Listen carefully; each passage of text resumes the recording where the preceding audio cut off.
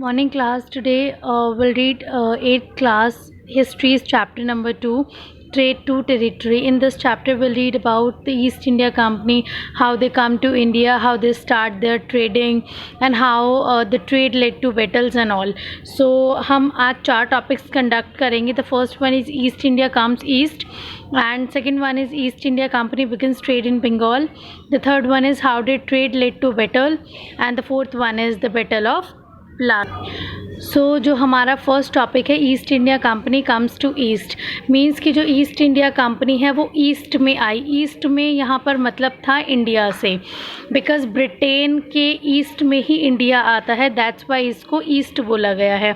तो जो east India company है वो 1600 में इंडिया आई और वो वहाँ से रॉयल चार्टर ग्रांटेड होकर आई. रॉयल चार्टर ग्रांटेड मींस कि जो वहाँ की रॉयल फैमिली थी और क्वीन एलिजाबेथ फर्स्ट थी, उनसे एक चार्टर मिला, मींस परमिशन मिली ईस्ट इंडिया कंपनी को कि आप जाओ और होल एंड सोल आपको राइट है ट्रेडिंग करने का ईस्ट में. ईस्ट से मतलब और ये हो गया कि इंडिया के साथ साथ बाकी जो ईस्टर्न और कंट्रीज़ थी, लाइक आपकी इंडोनेशिया है, ये छोटे छोटे आइलैंड्स है, बांग्लादेश एंड ऑल, इन सब के ऊपर उनको ट्रेडिंग करने का राइट मिल गया.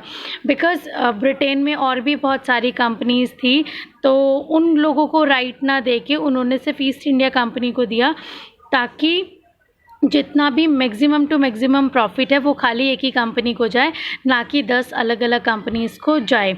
उसके बाद में यहाँ पर मैंने एक एब्रीविएशन यूज़ किया है, EIC means east India company. East India company जो है वो गुड्स खरीदती थी बहुत ही ज़्यादा चीप रेट्स पे और उनको बेचती थी यूरोप में जाकर काफ़ी ज़्यादा हायर प्राइस पर. और उनका जो ये ट्रेडिंग था ये किन चीज़ों को लेकर होता था, कॉटन और सिल्क को लेकर, बिकॉज़ जो कॉटन और सिल्क है वो इंडिया में बहुत ही ज़्यादा क्वांटिटी में बनाया जाता था, दैट्स वाई वो यहाँ पर उसका प्रोडक्शन कराती थी और यूरोप में बहुत ज़्यादा हायर रेट्स पर उनको जाकर बेचा जाता था.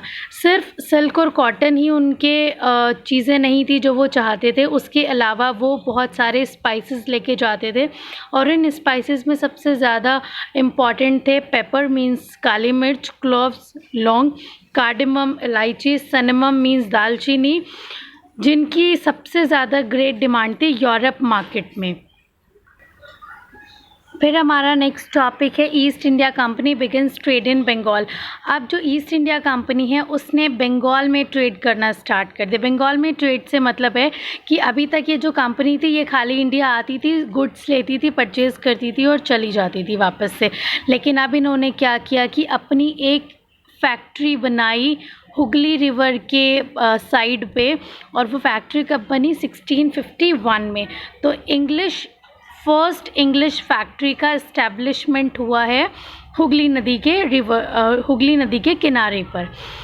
ये यहाँ पर ईस्ट इंडिया कंपनी को जो औरंगजेब थे, मुगल्स के लास्ट इम्पॉर्टेंट एम्परर, उन्होंने उनको एक फरमान जारी किया, ये ग्रांट किया, ये परमिशन दिया और उनको बोला कि आपकी कंपनी जो है वो अच्छे से ट्रेडिंग कर सकती है और उस पर किसी भी तरह की कोई भी ड्यूटी नहीं लगाई जाएगी.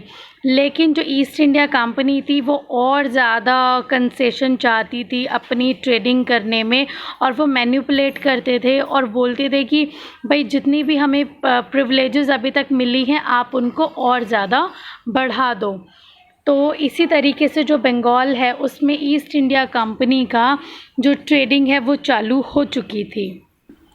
अब बात आती है कि जब ये सारा का सारा काम बहुत अच्छी तरह से चल रहा था, वो ट्रेडिंग भी कर रहे थे, गुड्स आ भी रहा था, जा भी रहा था और अच्छा खासा प्रॉफिट भी हो रहा था, तो ये सब चीज़ें बैटल में कैसे कन्वर्ट हो गई. बिकॉज़ जो ईस्ट इंडिया कंपनी थे या फिर आपका ब्रिटेन था, वो यहाँ पर किसी तरह का बैटल करने या किसी भी तरह का राज करने नहीं आया था, वो सिर्फ यहाँ से ट्रेडिंग चाहते थे. लेकिन ये जो ट्रेडिंग थी ये बैटल्स में कैसे कन्वर्ट हुई वो अब हम देखते हैं.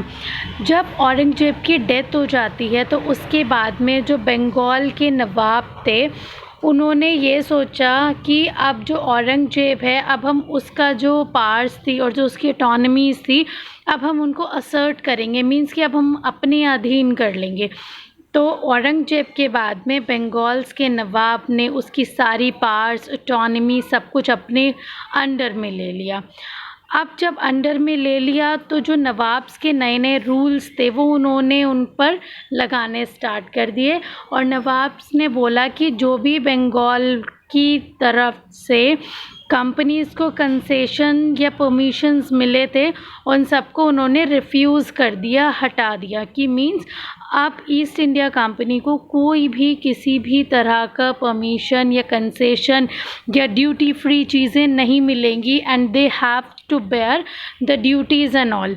तो इसीलिए जो बैटल है इसका स्टार्टिंग होना स्टार्ट हुआ। फिर इस बैटल की शुरुआत होती है प्लासी बैटल से। यहाँ पर एक और एब्रीविएशन है BOP। BOP को मैंने डिनोट किया है बैटल ऑफ प्लासी से। जो बैटल ऑफ प्लासी है वो स्टार्ट होता है 23 जून 1757 को, और ये जो लड़ाई है ये एक मेजर विक्ट्री होती है आपकी ईस्ट इंडिया कंपनी के लिए, बिकॉज़ जो ब्रिटेन के लिए, specially not for east India company, Britain के लिए एक सबसे बड़ी जीत होती है। और इसी बैटल ऑफ प्लासी के बाद में जो ब्रिटेन है वो कॉन्फिडेंट में आते हैं और वो ये सोचते हैं कि इंडिया पे रूल अच्छे से किया जा सकता है आफ्टर दिस ह्यूज विक्ट्री। जब ये बैटल ऑफ प्लासी हुआ उस टाइम पर जो आपके रॉबर्ट क्लाइव थे वो कंपनी की तरफ से, जो कंपनी है उसकी तरफ से आर्मी का स्टैंड ले रहे थे, मींस कि उसको लीड कर रहे थे।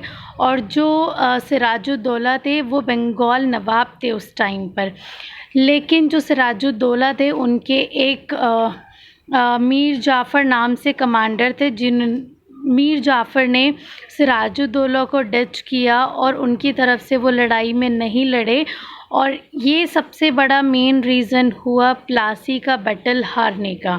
बिकॉज़ मीर जाफ़र ने ये सब कुछ इसीलिए किया क्योंकि मीर जाफ़र ऑलरेडी चाहता था कि अगर सिराजुद्दौला नहीं रहेगा तो उसके बाद में वही सबसे ज़्यादा पावरफुल पर्सन होगा और उसको ही बंगाल का नवाब बनाया जाए। और सेम चीज़ जो रॉबर्ट क्लाइव थे उन्होंने मीर जाफ़र को प्रॉमिस किया और बोला कि हाँ, अगर सिराजुद्दौला हार जाता है या मर जाता है तो उसके बाद में हम आपको बंगाल का नवाब जो है वो बना देंगे। तो इसी वजह से जो प्लासी का बैटल है उसका मेन रीज़न था हारने का सिराजुद्दौला के लिए कि मीर जाफ़र ने उनका साथ नहीं दिया, और यही वजह थी कि रॉबर्ट क्लाइव ने इस चीज़ का फ़ायदा उठाया और मीर जाफ़र ने उनका साथ दिया, मीन्स रॉबर्ट क्लाइव का। So in this video will end this video here and will see you soon in the next video. Thank you, have a nice day, bye bye.